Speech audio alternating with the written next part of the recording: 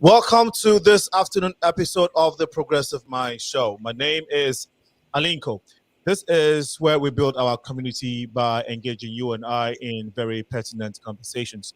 It is May 1st, the beginning the month with this very important conversation.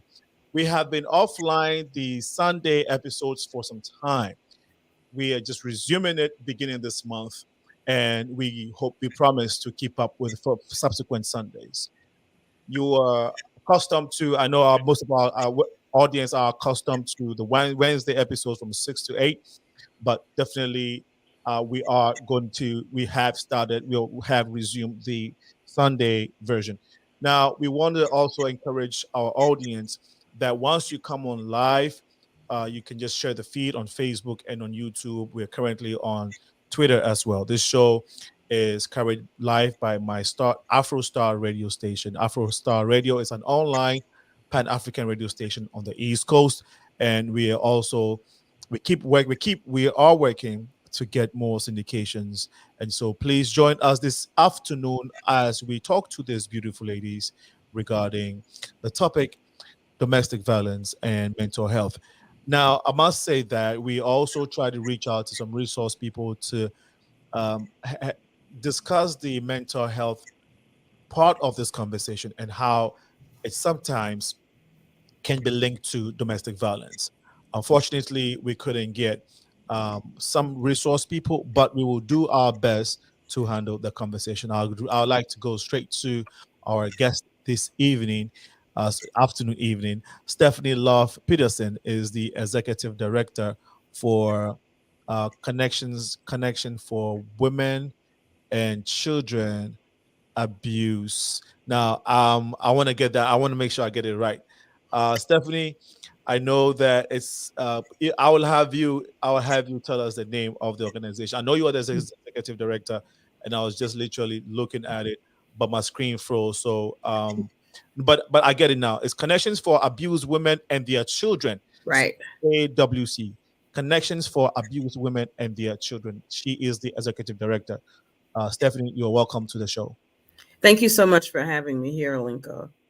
My pleasure. And next to her is Megan Kelleher. Megan, is that the right pronunciation of the name? Is it Kelleher? That's Awesome. correct, yes. Awesome. So Megan is is a domestic abuse survivor. She's here to help share the story and to hopefully help someone heal or get someone out of a bad situation. Megan, you're welcome to the Progressive Mind Show. Welcome. Thank you, Linko. I'm happy My to be here pleasure with once all of you. again. Absolutely. Now I must. So let's begin with Stephanie. You're you live in Chicago, is that correct? I do. Please, how long have you been in the city of Chicago? I'm born and raised. All my life, I've lived on the southeast side of the city. And can you tell us a little bit about who Stephanie Patterson is? Sure. So, Southsider, went to school, graduated from Kenwood Academy. I know a lot of folks identify with what high school we went to. Married, I have three wonderful bonus children. And I have been at Connections for Abused Women and Their Children, or CAWC for short, for 21 years, 7 of those years as executive director. And this is really a mission when I first started that really spoke to me. It really was important to me to help to be a voice for individuals who were experiencing domestic violence. And I was drawn to the organization and have been here ever since. Again, for 21 years. I'm also a sexual assault advocate as well. Okay. Yes. Thank you so much for sharing. Sure. And you want to tell us about? You say you've been in the city of Chicago for so long, and how about family? So I'm married to my wonderful husband, Reggie. We've been married for 21 years, and I have 3 bonus children, Reggie, Burton, and Kimberly. And they are all so helpful and supportive in the work that I do, and really keep me going, and they inspire me and they encourage me. And along with I have a twin and my mom, and so I have I call it the village that surrounds me to help me to do my work, and to keep me motivated during those tough times. I'm assuming you're a Bulls fan. A Bulls fan? Oh Yeah. yeah. Not much of a sports fan, but if I have to go with a team, definitely it would be Chicago Bulls. Absolutely, yeah. So thank you so much for sharing. We'll come to your organization in a little bit. Connections for Women. You mentioned something that I want to come back on in, later on in the show. But thank you so much for a great introduction, Stephanie. Sure. Megan, who is Megan? A little background about who you are, how long you've lived in the city, if you may. Yeah. Hi. Originally, I was born on the south side of Chicago, but I grew up in Northern California. And then I made my way back here in around 1998. And I moved a few other places, like Colorado and New Orleans, and then came back and had a couple of children here. I have two boys, Elijah and Tobias. And yeah, I've been here for quite a long time now. So thank you so much. Yeah, thank you. roots. And I'm sure you're also a Bulls fan. I'm sure you're a Bulls fan My too, screen right, is Megan? frozen. Can you hear me? Yeah, I can hear Bulls you. fan? I used to work for. I can hear you. Can you hear me? Yes. Yes, I can hear you. For me. Okay, I worked for Michael Jordan at one point here in Chicago. So yes, and then You worked for friends, Michael Jordan. I had worked for him, yeah, at one point. He had a restaurant called. No, sorry. Go ahead. I'm sorry. I was gonna say he had a restaurant called 160 Blue, and he used to come in, and I was learning to be a yoga instructor, and he used to call me his yoga instructor, which was really sweet.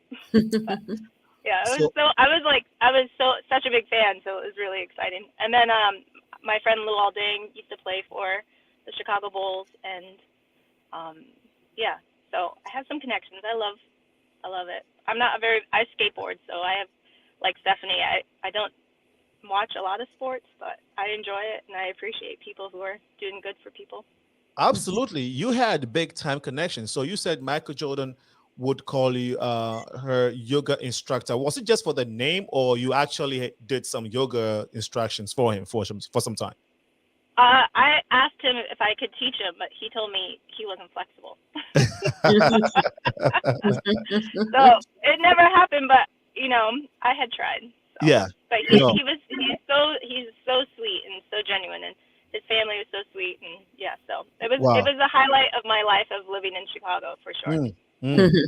And then you said you knew Lou Dank too. Yeah, I worked for his cousin's nonprofit, and then I had met Luol, and then yeah. Wow. So the Bulls family, just when you're in Chicago, we're all connected. So right, that's beautiful. Wow, thank you so much for sharing. Stephanie, in your introduction, you said, I don't know if I heard you right or didn't or not, but did you say that you had bonus children? Yes. What does that mean? Well, a lot. So my husband had 3 children when we met, and oftentimes, they're referred to as stepchildren. And for me, because they are such wonderful individuals, they also are great supporters of CAWC. I refer to them as my bonus children because it's an added bonus to have them in my life. That's beautiful. What's the difference between now? Somebody would think that sexual assault is okay.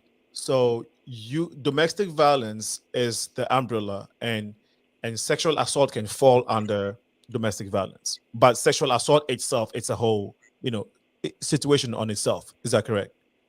Yeah, they're different things. I mean, certainly there can be elements of both in various situations, but yes, domestic violence, just the definition and sort of the relationships can be different in different scenarios. Good. So what year did you found CAWC? Our organization was founded in '77, so we've been around for a really long time. We are, I should say, the city's first domestic violence organization. We started Chicago's first 24-hour domestic violence hotline and Chicago's first emergency domestic violence shelter. Wow. And you're located on the east side of Chicago or the west side? Our main office is in Humboldt Park. Okay.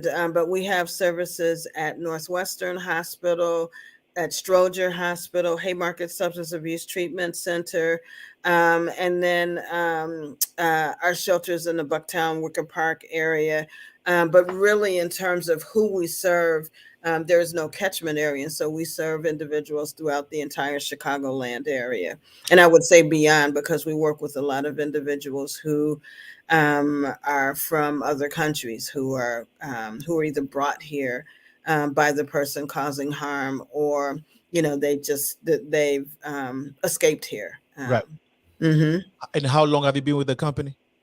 For 21 years. Wow. Having served this organization for 21 years, and it being the oldest domestic violence center, you say, right, Mm-hmm. in the Yes. city of Chicago. For you, can you help us understand the trend of domestic violence, at least in the city of Chicago, since you have been? Has it been on the rise or down? And if you have some data, you can share with. What I would say about what we know about domestic violence is it's always been prevalent. We know that 1 in 4 women will be impacted by domestic violence. And when we talk about that, that means physical and/or sexual abuse. 1 in 7 men will be impacted by domestic violence. Again, sexual or physical abuse. We know that the statistics are much higher when you're looking at the impact in the city and how many people it actually happens to, because there's a lot of shame and guilt associated with being a victim of domestic violence. So not everyone reports domestic violence. But I would say, sort of bringing it to today's context in terms of COVID numbers, a lot of times I think there was an assumption by the general public that sometimes that domestic violence would stop because everybody was focusing on staying safe from COVID. But what we saw was an increase in deaths and murders, increase in fact, I think for 2020 or 2021, I should say, there were approximately 68 murders in the state of Illinois. And then there were, in Chicago, and the previous year was 30. We've seen dramatic increases in our calls to hotlines, 19% according to the Illinois Domestic Violence hotline in 2020. So it's something that unfortunately has not stopped just because of the pandemic, but indeed is on the rise. Thank you. And let me ask Megan, when did you how did you meet Stephanie? I was a part of I called CAWC when I was going through a really bad patch with my partner at the time. I didn't know I was in an abusive relationship. I just knew that I was suffering constantly, and that I didn't understand what was happening to me. And so I had the phone number because I was teaching yoga, and I was trying to give back to a women's shelter to actually teach other women who are in abuse relationships. And I didn't realize that I was in one, but I had the phone numbers so I can go and teach. And then I had called one day, and I gave them a description of what was happening and how I was, I was really afraid to call the police because my abuser was also the child of someone who was also abused. And back in the 70s, women weren't allowed to press charges against their husbands or their partners. And so he had it in my head that if I called the police, it would just get worse if he got, once they left, it would escalate. And so I had called the number, and they told me 100% that my experience that I was living through was me being in a domestic violent relationship, and that if I hadn't, if I don't take the steps, because I was pregnant, 6 months pregnant with my second child, he was the father of both my kids, that both my boys would be just like him and continue the cycle Mm. with their partners. And so that definitely brought a lot of awareness into my situation, and I started working with CAWC in the Humboldt Parks office. So I did individual counseling with them, and I also did group therapy there as well. And then my children, or my oldest son, did art therapy as well. And then I ended up leaving my abuser 12 days after I gave birth. The CAWC helped give me the direction and the steps on how to do it safely, because I had tried to leave 3 times, and each time it just, it didn't turn out the way I wanted, and it kept getting worse, and the abuse was getting worse. And so they gave me the steps to leave, and once I left, I continued therapy, and then I got to a certain level when they said, I have all the resources and kind of the toolbox to take care of my family, because we went through the domestic violence women's shelter, or not women's shelter, the courthouse, and had to get, multiple orders of protection, and had to do a lot. I went through 4.5 years of court, and I had, CAWC, they had advocates come into the courtroom with me, which was really helpful. And by a certain point, they finally said, like, you don't need to continue the therapy if you feel strong enough. And I said yes. And then 10 years later, I, at my anniversary, had mentioned to someone I was at lunch with at a job I was really excited about. I said, that she was with a big company, and she was giving me a lot of praise and kindness. And I thought, it meant so much to me to have someone see something inspiring in me, just as like an individual employee. So I thought, I should call CAWC and tell them that I wouldn't be here able to accept a compliment from someone in a field that I really respect if it wasn't for them. And so I left a message, and then I got a phone call back from Stephanie, and our relationship started from there. Yeah. I just wanted to tell them thank you, because my children's life and my life, I'm sorry. It's okay. Yeah. Thank you. Thank you, Megan. Thank you. Okay. And thank you for being strong for yourself. Affected. Yeah. Yeah. So I just. Yeah. No, thank you. I think we're having a little bit of a technical glitch, but Megan, thank you for being even strong. Yeah. And then Stephanie, I feel like, we've done some very honored to be still connected with everyone at CAWC, and like when I got to come in to be a keynote speaker for their March. Okay, so we're having a little bit of a glitch, but hopefully we can get Stephanie, Megan back to the feed. But Stephanie, you want to continue from where she left off, because you've been with her. Yeah, so Megan is just an example of someone who's so courageous and has such strength and such grace. And she's, in her story, she said she called us on her 10th anniversary to say that, 10th anniversary of leaving her partner. It was just amazing to get that call. We don't often get those thank yous. And so when Megan called, I'll never forget it because I was in tears, just at the joy of knowing that we got a chance to hear, this amazing story with such an amazing outcome. And it was right before a board meeting, and it was like one of the best board meetings ever, to be able to report, to kind of talk about this news. And then, as Megan was saying, we then just got connected, and she was our keynote speaker for our Sounds of Silence. And when I tell you, she was absolutely amazing. She absolutely drove the point home for our guests, to help them really understand and to be able to kind of wrap their arms around the issue of domestic violence. She absolutely did that for us. And her 2 beautiful boys flanked her. Excuse me. And, that was such a powerful image as well. And so I'm always honored when Megan is available to do things like that and do things like she's doing today. And it's awesome. It's such a powerful thing. And she honors us by sharing her story, because It's not easy to tell. Absolutely. And we really appreciate it.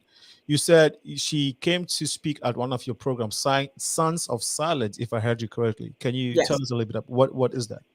So Sounds of Silence is our organization's largest fundraiser. It's a black tie gala that we host every year. And obviously it's a fundraiser. And so we're trying to raise money. And I want to say to your listeners that it's going to be on October 21st this year at Morgan Manufacturing.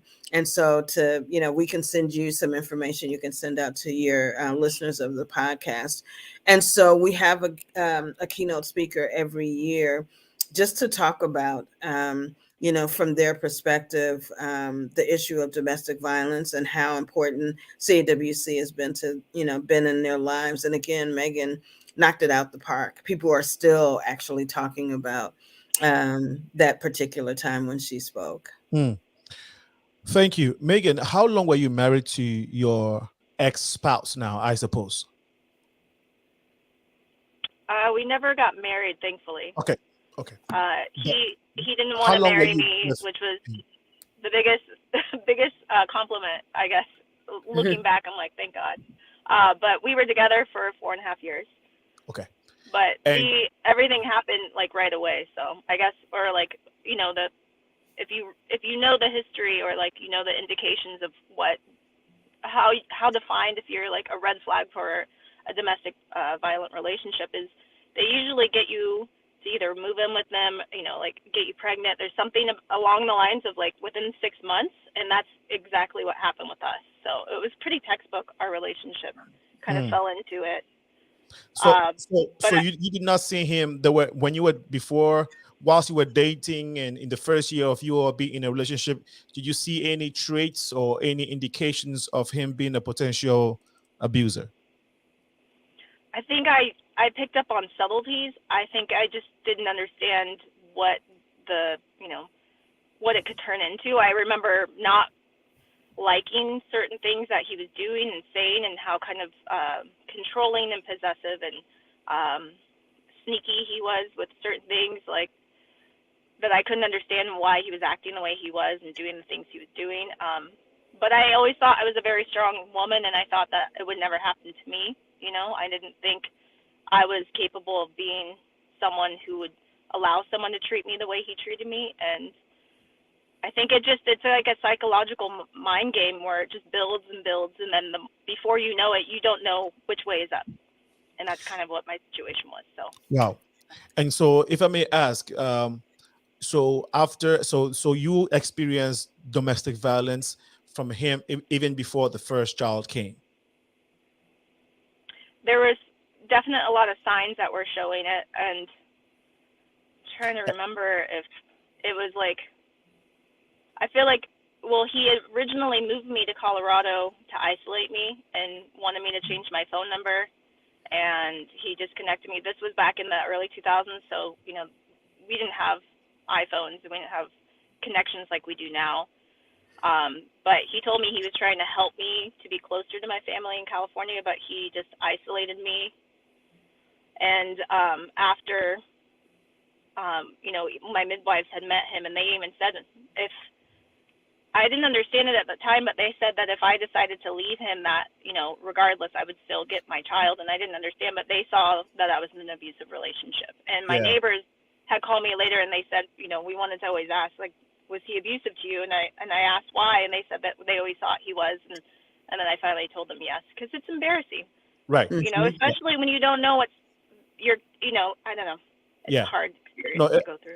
And that's what abusers count on, is just sort of the unknown, oftentimes. And, there could be the Dr. Jekyll, Mr. Hyde phenomenon where on one instance they seem really wonderful and charming and helpful and protective and safe, and then on the other hand, then the abuse kind of ratchets up. And so one of the things I think Megan's story points out, and that we try to tell people all the time, is that it doesn't oftentimes just become like, this sort of, rage. It oftentimes is, it builds up, and it's subtle. Yeah. And before you know it, then that's when it can kind of escalate. And that's how they get you, is because they're very manipulative and calculating in the relationship and the steps that they use.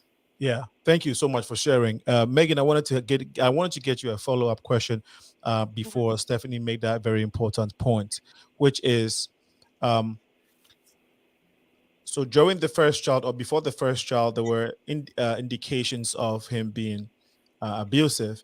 So after the first child, and I'm assuming that he continued these traits. Now, was there a time that you were very scared for your life and even the little child, and thought of leaving? And if so, why didn't you do that at the time? Mm-hmm. Yeah, there was it got worse.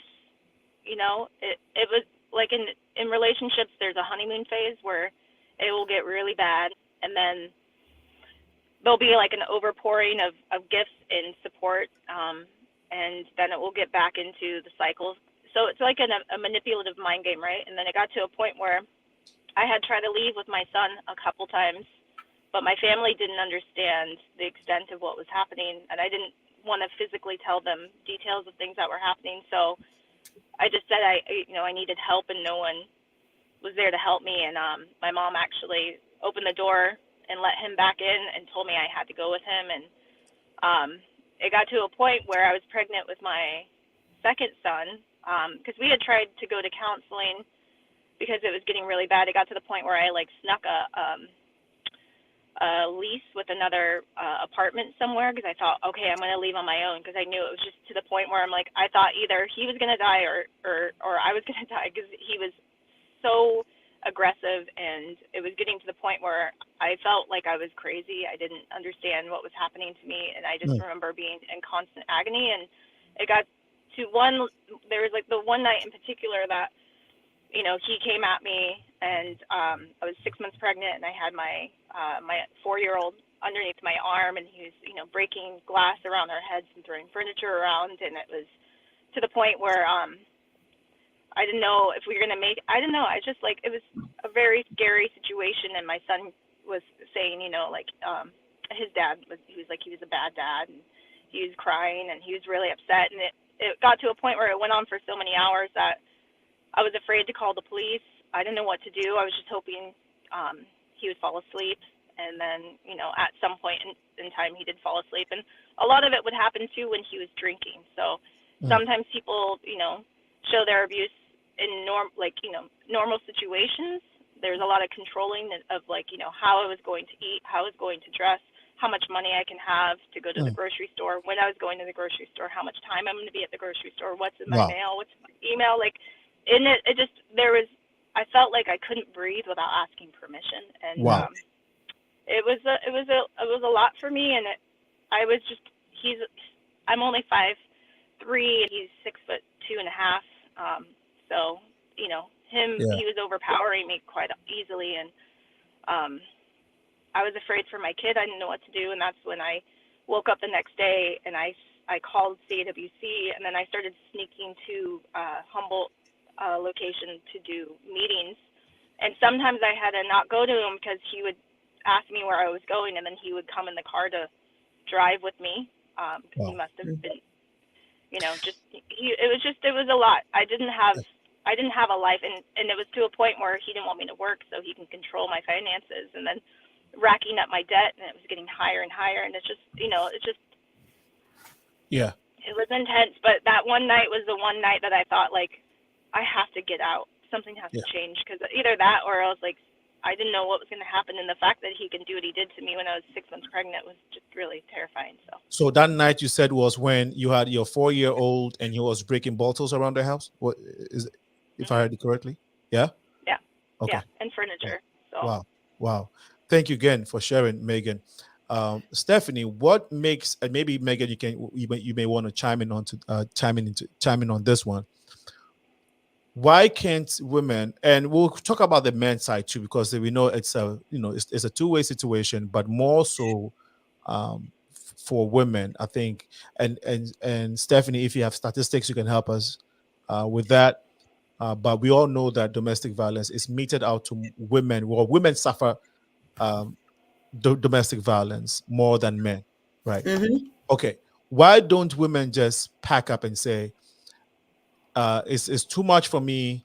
I'm going to just drive to my mom's house or my parents' house or my friend's house and just escape out of this and not ever have to come back to this man again. Megan said sometimes they are scared, but what else apart from Well, this?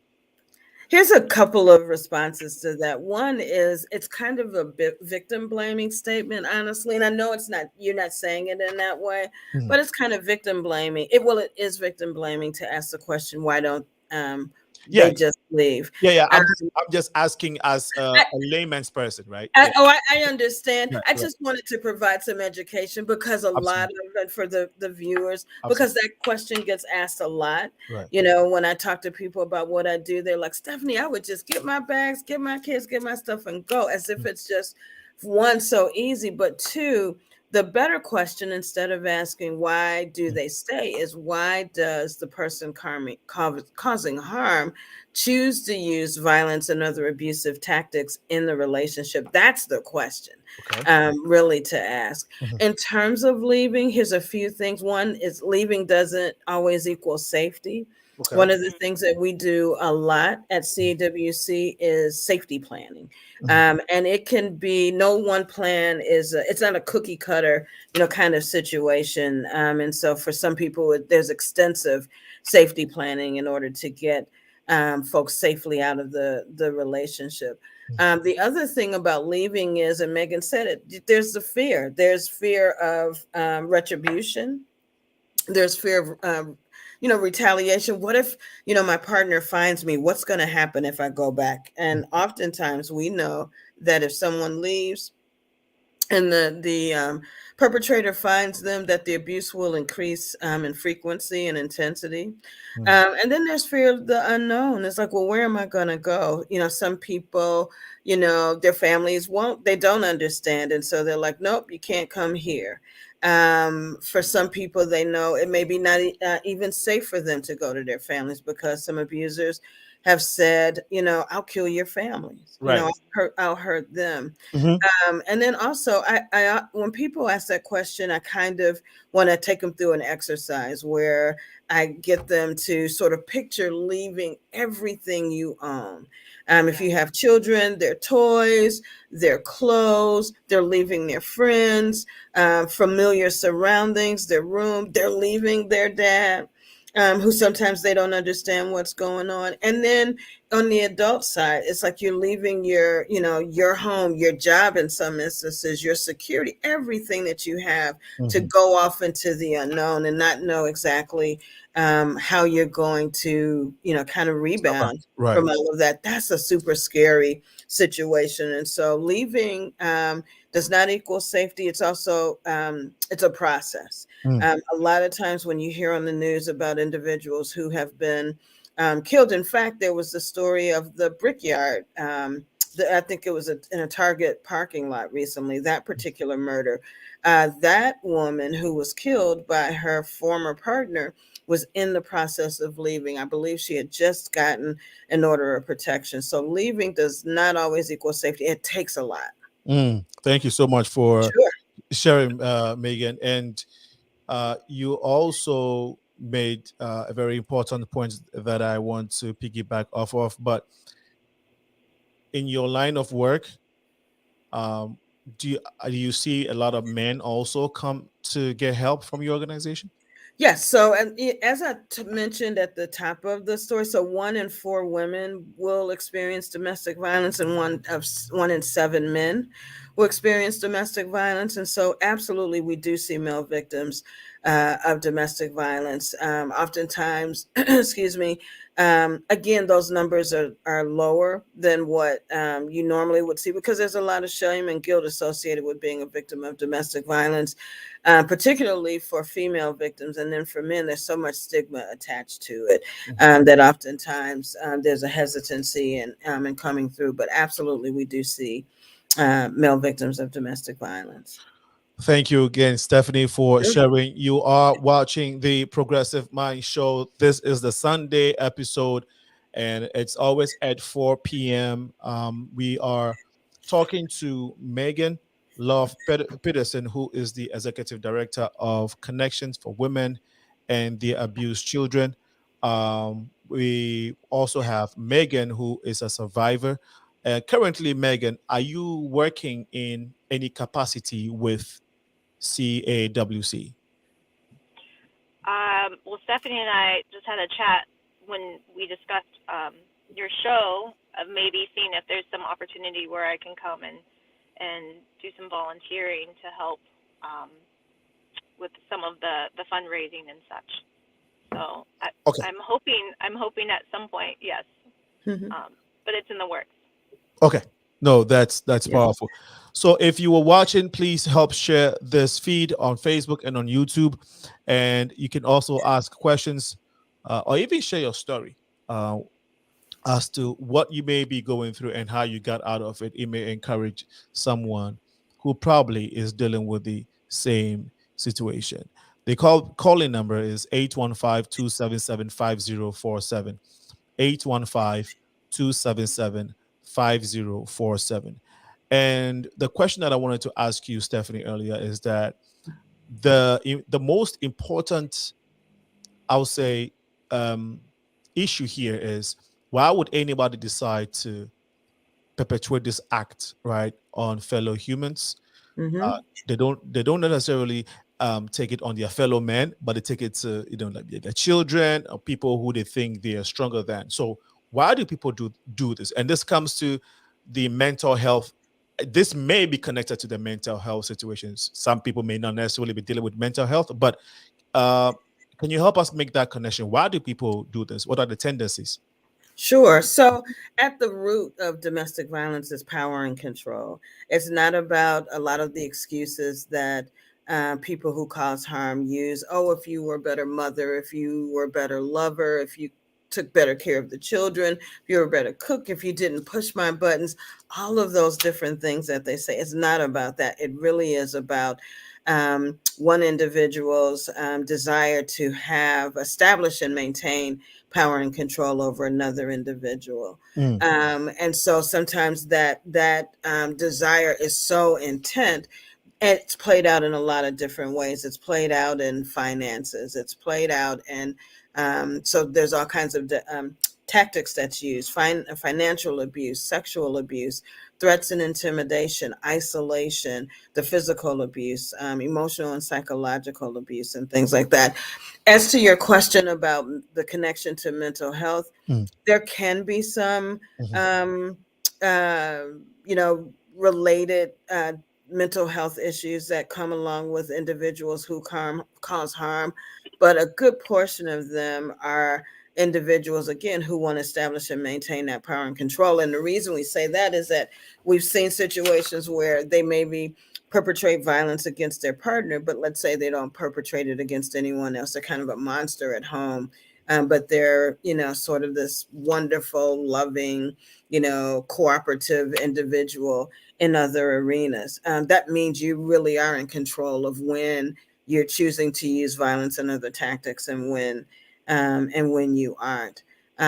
Even like where an individual chooses to abuse their partner, when we're talking about physical abuse, that you sometimes people who cause harm want their bruises to show, so they intentionally go after the face, so that folks won't go, their victims won't go to look for a job or to family reunions and things like that. And then some individuals may choose to harm their victims in places that are covered up by clothing, rather, like the abdomen, back, or thighs, so that nobody will know that this is what they're doing. Again, that's very calculated, very controlling, very, very deliberate attempts to use that violence. We do know, I will say, we work with an organization called Center for Advancing Domestic Peace, and they work with individuals who cause harm.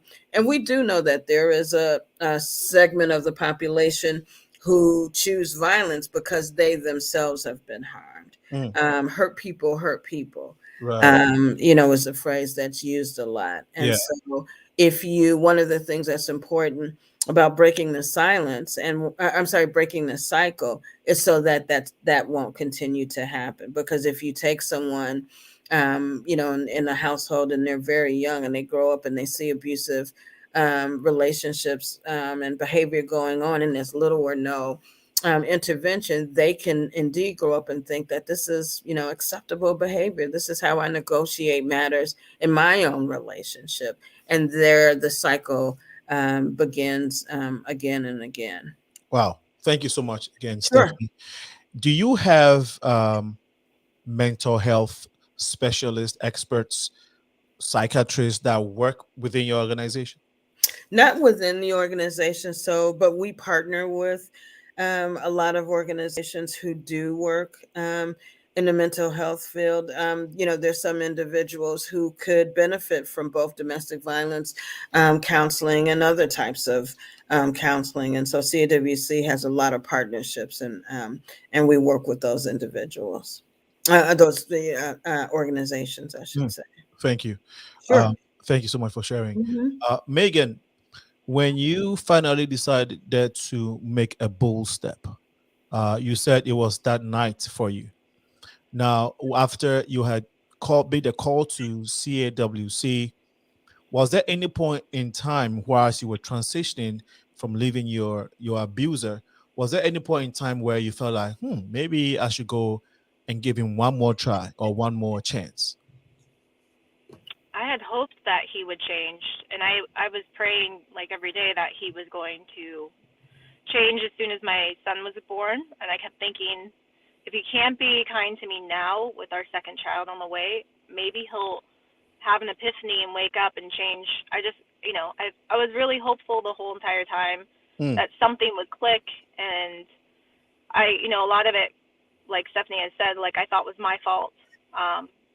Everything I would do, like if the floor would creak when I stepped or I turned the lights on, that would, make him go into a rage. And so I never knew what to do and how to please him. And I was hoping each day that it was going to work and that something would happen. And then finally, when I gave birth, my midwife was going to call the police because he willfully deprived me of food and decided not to take care of me. And he laid newspapers on the floor for me to crawl while I was bleeding to the bathroom to care for myself after giving birth for 4 days. And that was when I finally realized, like, there's no turning back.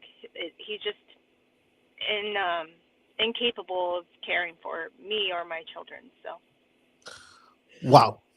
Hmm. Again, Megan, you are a strong woman to be able to tell these stories now.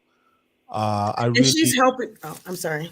no. Go ahead. No, go ahead. I was just going to say, and Megan, by telling this stories, yes, she is an amazingly courageous, strong, beautiful woman to honor us with her stories. But she's also done a couple of other things that she's hoping to break the cycle Mhm, within her family mhm, with her two boys. And having them kind of hear the story. And again, they were flanked, each one on each side of her, as she was telling her story, helps to send a different narrative mhm, about what a healthy relationship looks like versus an unhealthy relationship. mhm, And every time she tells her story, like, I'm sure there's listeners who are going through abusive relationships now that are hearing today and wondering, how on earth can I get out of this mm, relationship? And mm, by listening to this powerful story that she's sharing, that Megan is sharing today, she's helped a lot of people already. mm. Yeah, absolutely. Thank you again. I have a video that I wanted to play. It's been on social media for some time. Now, this video was made by an African woman, and I think the context is within the African, I would say tradition, but it relates to some of the conversation we're having, and I think in that, I wanted to play a little bit of it. Basically, her trying to trying to connect domestic violence to what I would say the role that women play in causing the abusers to do what they do, right? So I wanted Mhm. us to play this, and again, people have been watching this and they have different views. You being an expert, Stephanie, and then Megan having this bravado and being a tremendous woman, having gone through it. I want you to share your opinion so we can educate more, right? People who may have different opinions regarding this because they may have seen this video. So let me see if I can get it. Just about one moment. You're still watching the Progressive Mind Show. We are talking to Stephanie LOVE-PETERSON with CAWC. It is the oldest domestic violence center or domestic violence organization in the city of Chicago. And we are here with Megan, who is a survivor. She is sharing a story. Let's take I'm a woman, watch to this video. but my profession as a relationship expert have made me stand for both men and women. Domestic violence have been overrated by women. Women have now seen it and used it as a weapon to fight the men because they understand that the society frowns at it. But there is one constant research that we have not done. One constant lie that we have continually lied to ourselves. What causes domestic violence? Some people will say, oh no, there is nothing a woman should do that should make a man hit her. No matter what, no matter, we get this every day, but that's a lie we continually tell ourselves. Because people who come public to constantly tell you this lie also beat their women. They are victims of their own words. We are hypocrites in this country. Because we do not bring out things from the roots, we cut it from the branches. What causes domestic violence? What makes these men constantly hit these women? That's one truth women have never said. One truth a lot of us have denied. Yes. Now, I have done my research. Now, if we have 100% of women, 65% to 70% of women trigger domestic violence. Yes, I said it. Women trigger domestic violence. 65% of them do. How do they trigger domestic violence? Verbal abuse. They abuse these men mentally. The craziest thing about the society, Africa, we have found ourselves in is that if you don't cry and you don't bleed, people believe that you don't feel pain. They forget about the mental pain they inflict on you. They feel that the only time you feel pain is when you cry and when you bleed. That's why the women have taken an advantage. Domestic injury, and they cry. That's why it looks as if, oh, the women are suffering. Men are suffering too. The difference is that they cannot cry. And sometimes they do not allow themselves to bleed for the fear of being called a coward. How is a man's face going when you say, my wife beats me, my wife blow me, my wife slap? Even if the wife beat and blow and slap him, he go swallow him because he wants to be a freaking man. What about the mental health? What about what goes on in their head? What about what you have said to them? You're stupid, you're an idiot, you're a bastard, 1 minute man, poor man, poverty. You have abused this man mentally. The difference is that you have not seen them cry and you have not seen them bleed, but they bleed every time in their head when they remember these things. Can I shock you? Mental and verbal abuse lasts longer and is even more powerful, more violent than physical abuse. When people beat you, if they don't inflict injury on you, the pain goes away naturally. It's like when they flog you with a cane. But when you abuse people mentally and verbally, that shit sticks in their head and it rings a bell and begins to play like an audio and a video in their head. That's what we women do to our... Now, let me pause this video here and have you respond. I would say that again, this video was taken off of social media and the content belongs to @official Blessing CEO. And this is her take. And again, this is something that she's talking about in the context of the African community, the African tradition, or the African marriage, or the African relationship. But it doesn't, it's not what she's talking about. I think transcends to women and everybody, you know, not just women in the African community. But you've listened to a little bit of what she said, Stephanie. What's your take on that? I'm shaking my head because I'm pretty appalled by that video. I don't agree with her.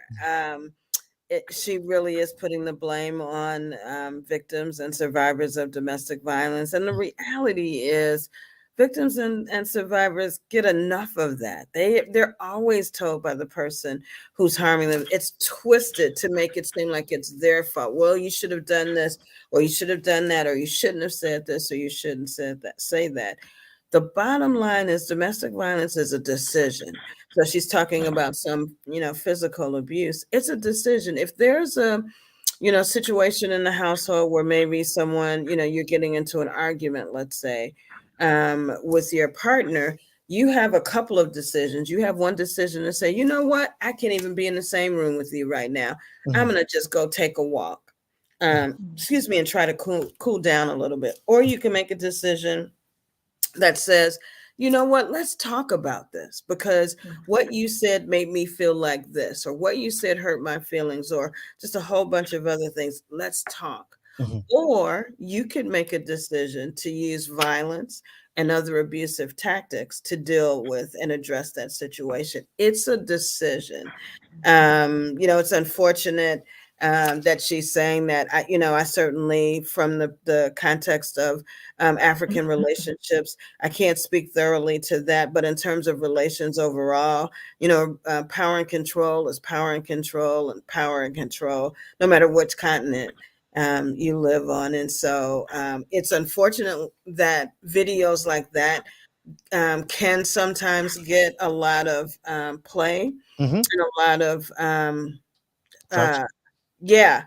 just a lot of touch, and reach out there, and people think, yeah, this is really it. And so the video was pretty appalling to me, and pretty unfortunate and scary that people will actually listen to her and think that she's right. And that's why it's important for folks to do their research. And that's why it's important if for anyone that's listening right now, and I'm going to give our hotline that may be a victim of domestic violence, or who knows someone who's a victim, they can call CAWC's hotline at 1-773-278-4566. I'll say it again, 773-278-4566. And they can also go to CAWC.org to our website to actually learn about what domestic violence is. It's nothing about what that young woman was saying.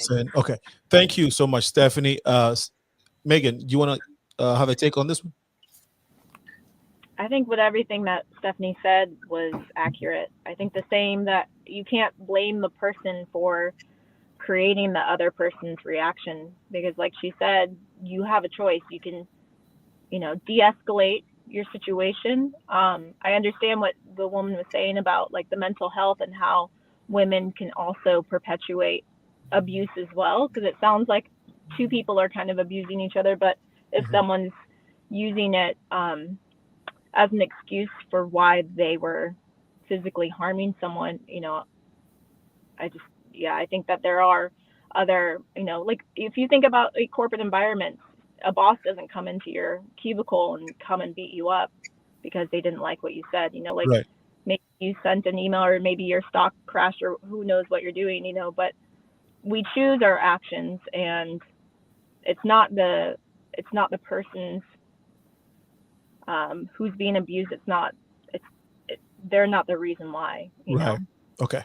So, no, thank you for. But I also know the history. A lot of it too comes from war. It comes from slavery. It comes from oppression, and all of this has been cyclical, and it has started in many years back, and then it has just been moved forward, and the cycle continues throughout all of these relationships, because no one decided to make a stop and to educate their family or take the leave. And CAWC has been able to be that for so many families, to say like, no, you can end this cycle. You don't need to perpetuate it. It doesn't have to keep coming through all this lineage.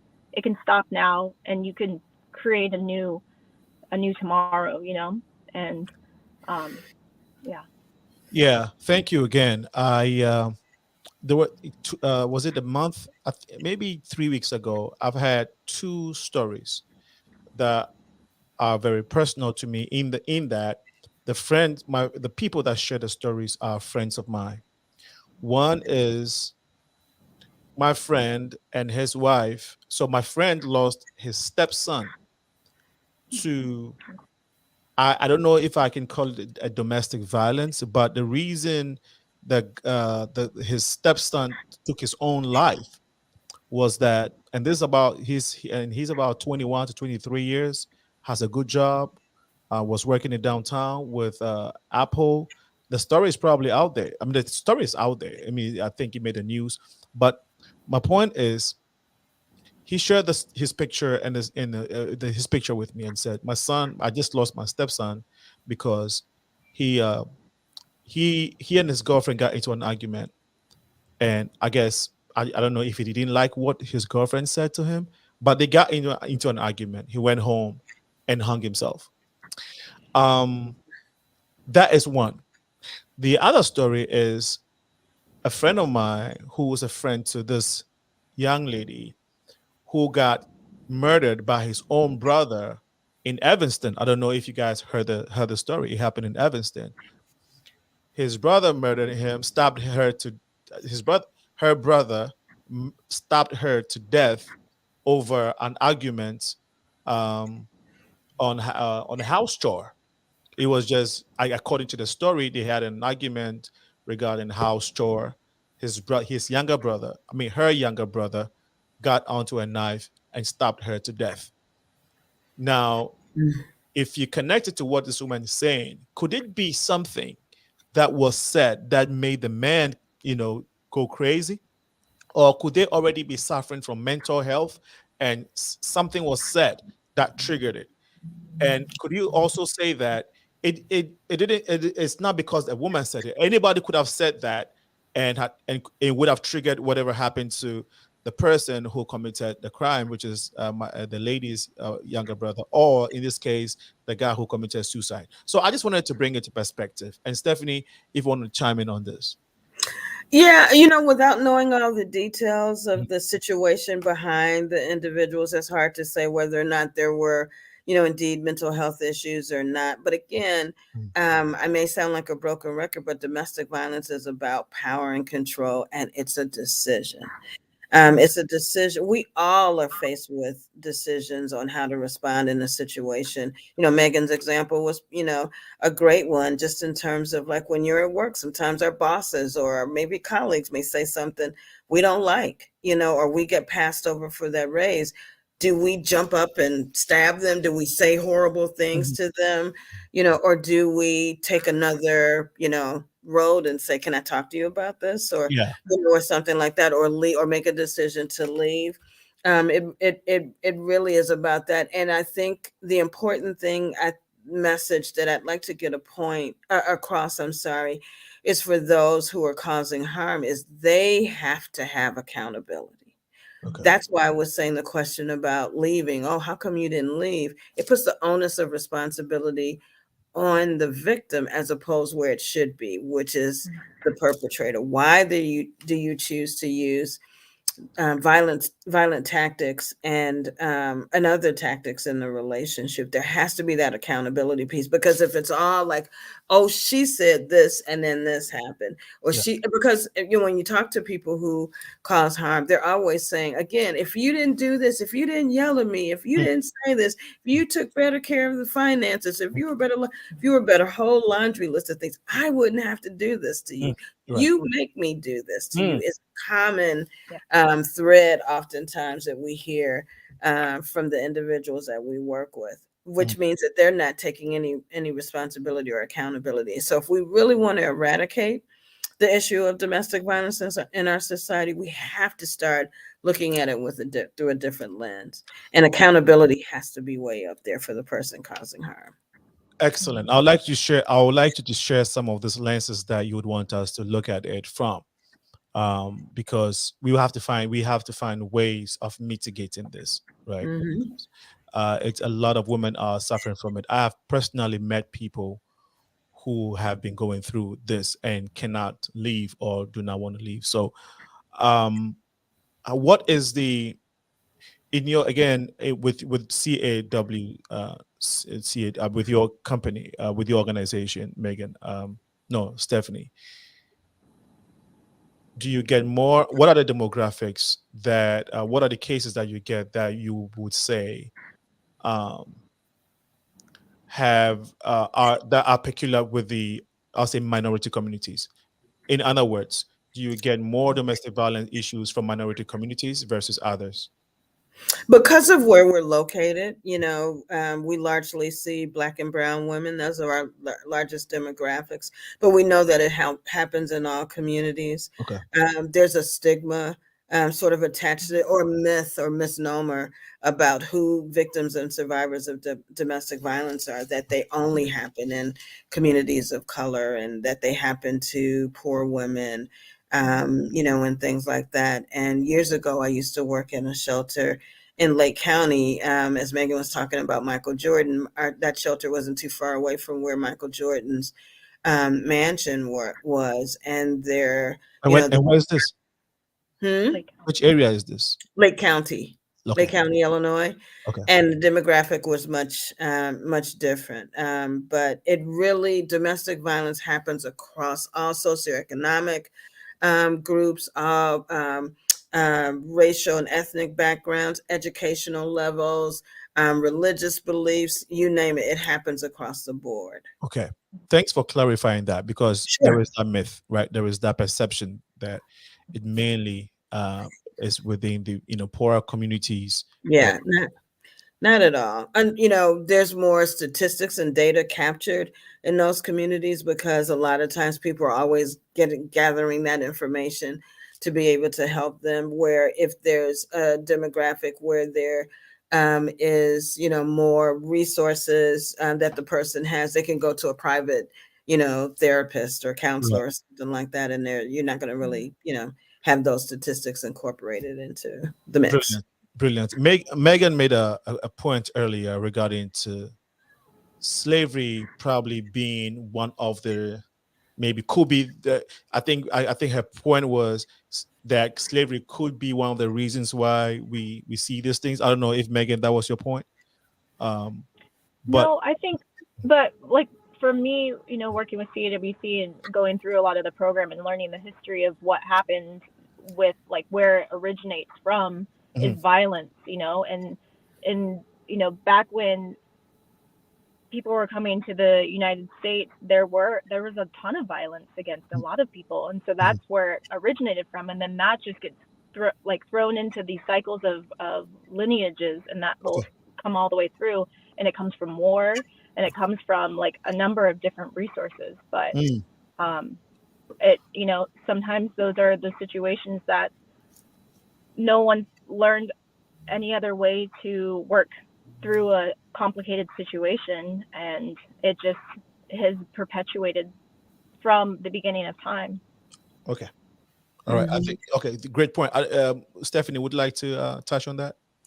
Well, I think there's definitely a lot of truth in what Megan just said, and just in terms of sort of the violence that's perpetrated throughout the years and throughout our history. I would only add on that in terms of looking at women, how women are viewed in this country, well, throughout the world, really is a big contributing factor as well. In one of our 40-hour domestic violence trainings, where we do like basic sort of introduction to domestic violence, we have several quotes about women and things that have been stated about women and how they're viewed in our society, which is property, very much likened to slavery, as Megan said. They're viewed as not real citizens, and that their partners, oftentimes male partners, can do and say whatever they want to do with them, and it's okay. That's a very powerful point, and thank you for sharing. Let's find out. Let's learn from you. Go ahead, Megan. I'm trying to think what my a lot of women too that are like coming from other countries and don't speak the language and don't have the resources. The control all comes from the person who's bringing them in places, and I don't know. I feel like there's a lot of unfortunate situations throughout, like, the 70s, women weren't really able to live a life of their own, and were 100%, well, all I know is for the United States, women weren't allowed to have their own bank accounts or their own credit cards, and they didn't have their ability to have their own freedom.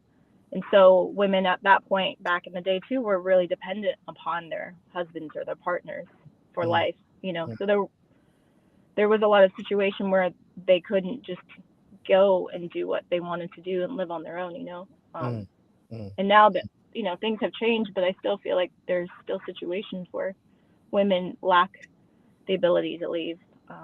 And You have left and have gained a lot of knowledge, experience. What's the way forward? How do we mitigate this? I'll hear from you first, Stephanie. Well, I mean, it's different for every individual. There's no cookie cutter Mhm, case. How do we mitigate this? I think by providing domestic violence education. I think for your listeners, educating themselves on what domestic violence is, the dynamics of domestic violence, resources. Also by creating a narrative of understanding where oftentimes there's a statistic that says victims will leave between 7 and 8 times before they actually stay away. Now, it doesn't always play out in that case in every situation, but oftentimes it does. And individuals go back for a number of reasons because sometimes the person causing harm can be very convincing.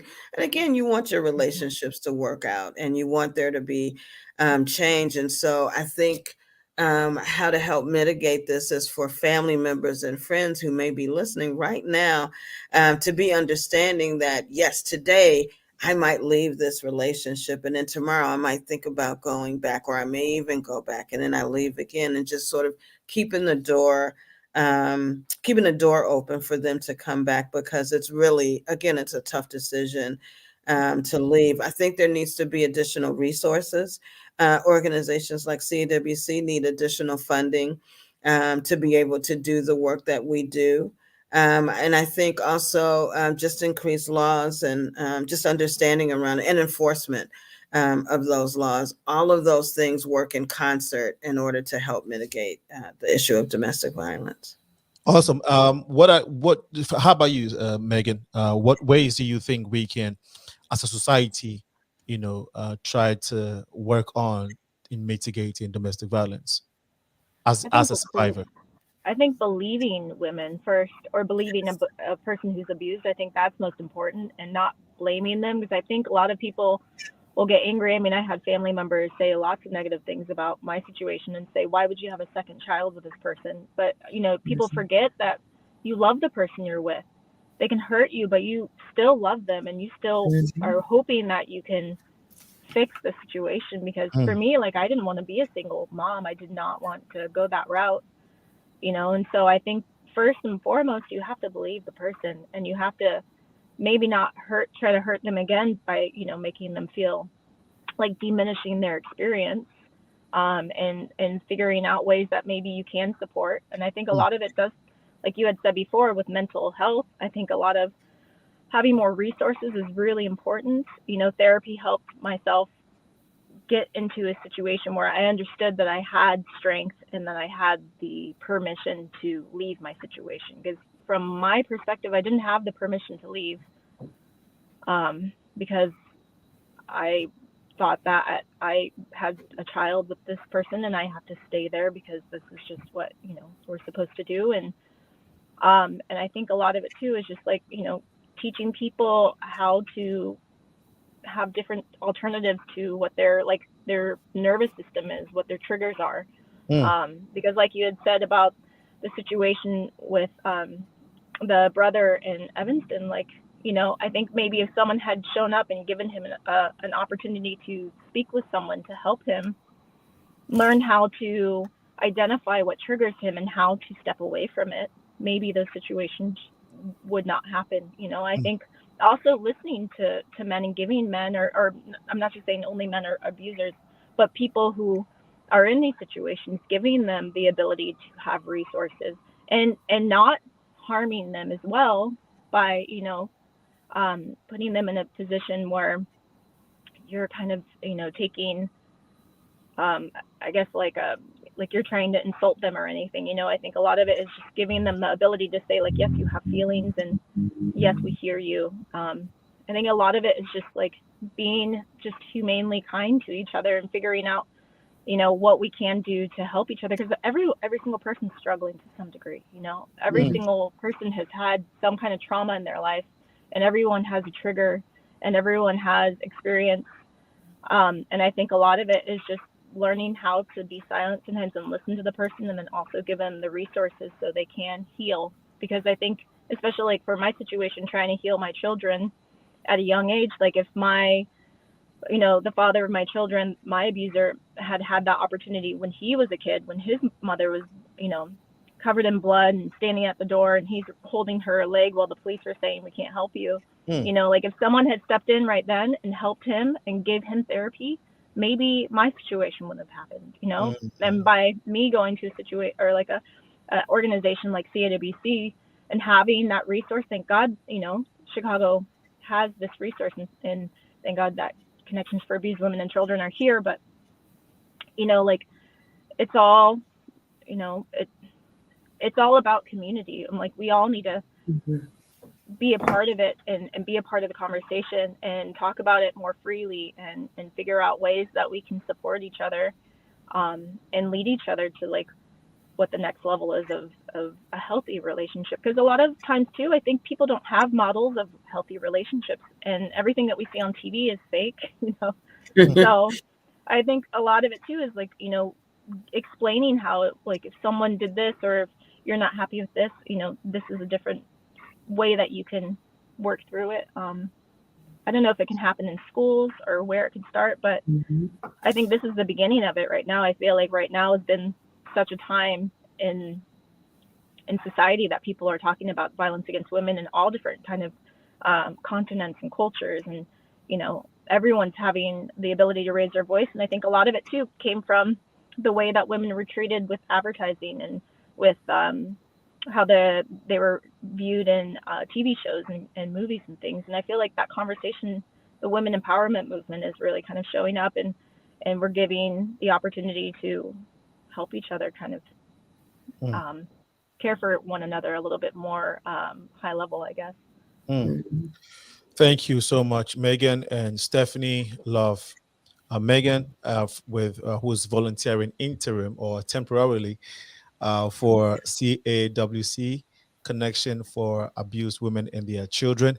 And then we also have the executive director in the person of Stephanie Love Patterson. She has been helping. They both have been helping with this conversation. And domestic violence, we all know it's not just pertaining to women. It happens to women more, but I mean, men, children, all go. A lot of people are going through it. So if you need help, she has given her information. You can also Google them. CAWC, Connections for Women, Connections for Abused Women, Connections for Abused Women and their children, Connections for Abused Women and their children. I got it correct, right, Stephanie? You did. Absolutely. And we will take a short break. Now, this break is about the exchange ceremony coming up. I wanted to take one moment to talk about it for us, to talk about this event. So, this is the ceremony for the season. It is the event of the year. The exchange ceremony is about celebrating, connecting, and bringing together the African diaspora community to indulge and celebrate our culture and our humanity together. It's going to happen at Rainbow Push. June 4th is the date. We encourage you to save the date. The event is it's actually at Eventbrite, where you can get further details regarding this event. You can also get your tickets right away. There's going to be the cultures coming together, the African diaspora cultures. And if you were first time hearing about the African diaspora, it's basically a community that entails Africans, Caribbeans, African Americans, South Americans, Latinx, folks with the African heritage that find ourselves in the United States. We want to come together, especially the African diaspora in the Chicagoland. So make a date on June 4th. It's a Saturday, and we encourage you to visit our website, The Progressive Mind Show, theexchangeceremony.com, and also Eventbrite for more details. Do get your tickets right now. Rhyme Fest is one of our MCs. I say MC, but one of our hosts.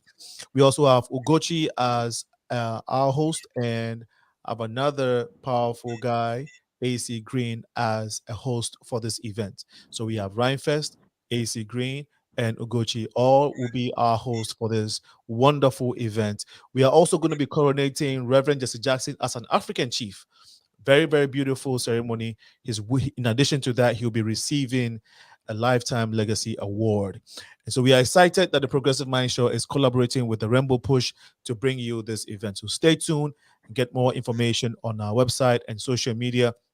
But definitely do get a tickets from Eventbrite and tell friends and your community about this event. It's going to be very beautiful.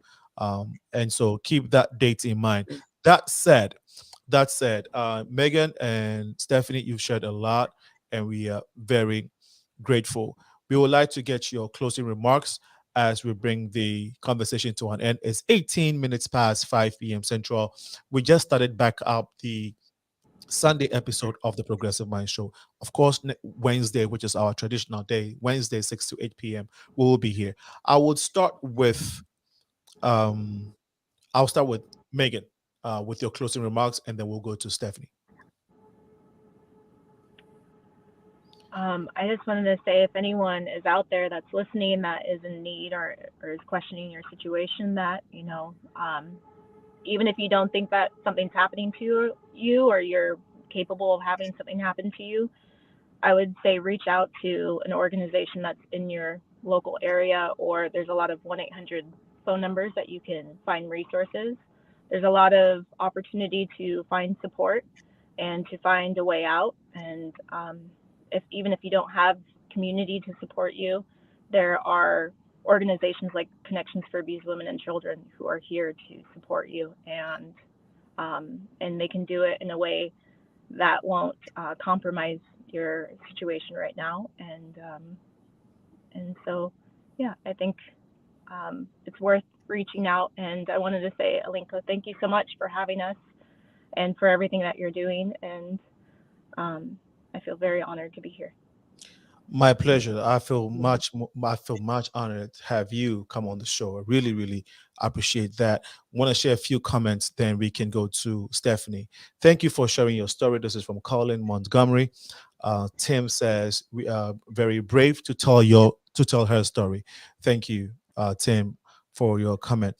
Rebecca says the reason why women mostly is that they fear they might not get help when you have kids. And I think that's what she's trying to say. They fear that when they leave, they might not get help. And I think it's going straight to the point that Megan made earlier. Now, that just triggers this question. I know you've given your last words, but it triggered this question, and it's very important that I ask you: do survivors relive their horrible past stories? And are you personally going through that, Megan? Yeah, I mean, I've been through a lot of therapy, and I do a lot of therapy weekly. I have a lot of issues, and I have a lot of PTSD, and I have a lot of triggers, and I have things that are hard for me to work through. And for me, I still relive a lot of it, and I carry it with me, sadly. But I feel like each year there's a new opportunity to find strength, and I think each time I share my story, it's not necessarily re-traumatizing me, but it definitely is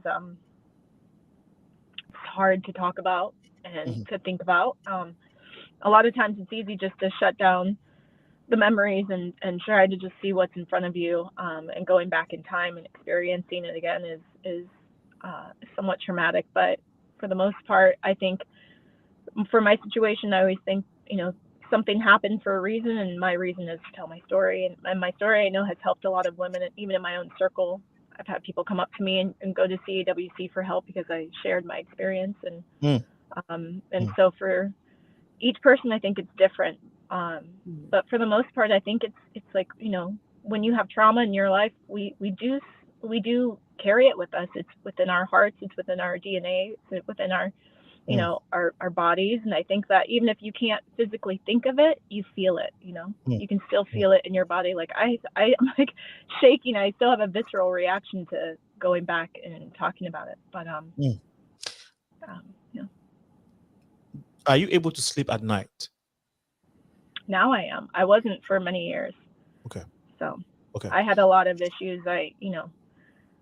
I think a lot of it is the fear of, is this person going to show up at my house? The fear is a lot of flashbacks of waking up to someone coming at you.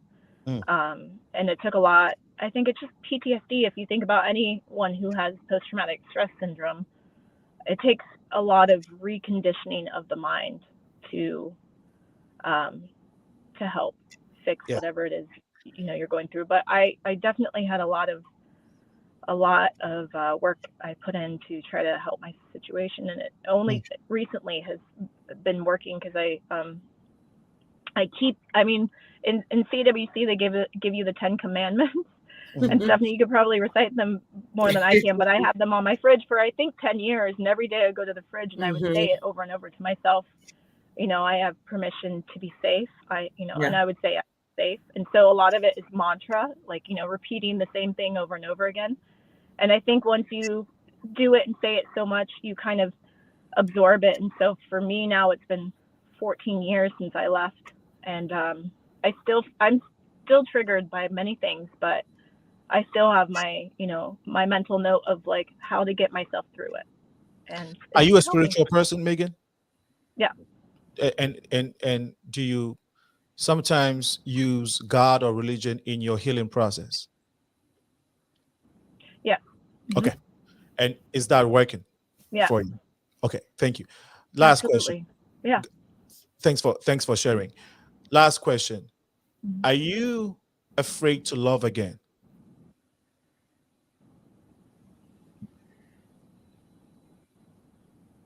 Megan. Say it again. I'm sorry. My screen froze. Can you say it again? Okay. So my question is, are you afraid, based off your experience, are you afraid now to love again? That's a good question. Do I have a lot of trust issues? Absolutely. Do I have a lot of triggers in relationships? 100%. Am I trying to be okay with it and allow it? Yes, but it's hard. I feel like I've had a lot of pain and a lot of suffering, and it's difficult. It's difficult. I think a lot of it too comes from self-love originally, because once I had found my freedom, I think a lot of it was rebuilding my confidence and my self-love, and I still have struggled. I still struggle with that. Thank you for sharing. Stephanie, you can help us in closing. And I don't know if, I probably want to ask you too, in your processes of helping people who have suffered domestic abuse, trauma, and all of that, is there a spirituality component of this process or no? Well, so to answer that question, our organization is a 501c3, and so we don't have a spiritual or religious component per se to what we do. If someone talks about that in the context of their relationship, we absolutely can have a conversation with them about, because sometimes people will quite honestly use religion as a tactic in abuse, or religion to keep them in, to say things like, well, we were married before God, and if you leave, that's breaking your commandment with God. And so we can then go and talk to them and say, well, actually, the fact that you were abusive towards this individual, that's where the breaking the commandments is. Right. Yeah. Right. And in terms of my closing remarks, I too want to thank you, Aliko, for inviting us onto your show. And I want to I cannot say enough how proud I am of Megan, how honored I am that she's sharing her story and that she's on this platform with me. It just really, just speaks volumes about who she is, and being able to be, to share her story. It's difficult. Again, it's I think people don't realize how difficult it is to share your story for so many reasons. I want to call attention again to our 24-hour domestic violence hotline. That's 1-773-278-4566. And also our website is cawc.org. We're also on Instagram and Facebook. And I think we really, just to wrap this up in terms of mitigating, you had asked that earlier, and Megan really hit the nail on the head earlier too when she talked about helping people to understand what healthy relationships look like. We still aren't doing the best job of helping people to understand what unhealthy relationships look like, but we're doing a horrible job as a society on explaining what healthy relationships look like. I have countless stories of young women in particular who just really have no idea of what that really means. And so when Megan said that, I just thought that spot on, because in addition to so many other things, we really have to educate people on what that looks like, because people do want to get in other relationships. Just because you were in one abusive relationship doesn't mean that that's the end all, and for people. And so how do you then move to another relationship that's healthy, when in some instances people don't quite know what that is? And I think the other thing we have to really understand, and it was mentioned earlier too, is about trauma, and how trauma plays such a huge role in so many different things in our society, not just domestic violence, but just trauma as a whole. Not enough education about that. Yeah, I was right. Well, thank you so much again, ladies, for sharing. Really, I'm really honored that you're here. You're doing this work, Stephanie, and of course Megan, for the bravado, and for having the heart to not be bitter, but to help others out of that situation. And even though you're still working your way out. I am really um, thankful for your courage, and for showing up this afternoon. If you may, I want to give you an open invitation to next week, Sunday, on Mother's Day. We're having a special dedication to all mothers on this platform. So if you're available and willing, Megan and Stephanie, I'm giving you an open invitation to come on, just to share motherhood and to share the stories, so the world can appreciate you, your family can appreciate you, and we can also know some of the intricacies, some of the things that you deal with that we don't see, that you have to deal with every day. So if you're open to it, we'll send you an official invitation. But I just wanted to let you guys know that I'm really honored for you to having you on this platform, and would like to have you on that Mother's Day episode. Okay. Thank you. You're welcome. Thank Well, on that note, I would like to bring this conversation to an end. We just had a very wonderful an hour and a half conversation, non-stop, no commercial, no break, deep thought conversations regarding domestic violence. We tried to connect it a little bit with mental health. We couldn't deal extensively with mental health because we didn't have an expert that we had reached out to. But I hope that whatever we discussed here would uplift somebody, or would help somebody get out of an abuse or domestic violence situation. This has been your host, Alinko, and we have just had a conversation with Megan and Stephanie Love Patterson of Connections for Connections for Abused Women and Their Children, CAWC.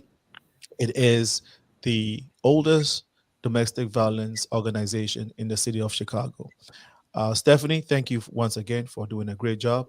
And Thank you. we look forward to keeping in touch and having similar conversation. Megan, enjoy the rest of your day. Have a wonderful evening. Bye bye.